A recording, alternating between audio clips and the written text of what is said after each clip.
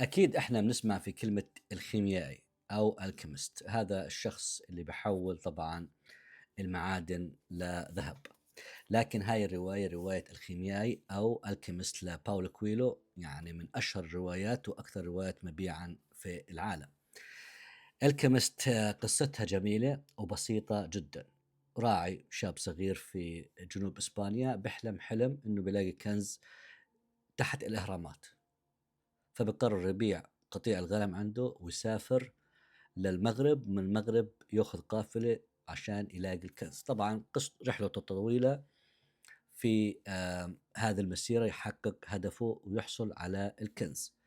بعيش في المغرب فترة، بصير معه ظروف، بعدين باخذ القافلة، والقصة كلها تدور حول مفهوم القافلة، مسير القافلة طبعا في الصحراء والعقبات اللي بتواجهه في الصحراء.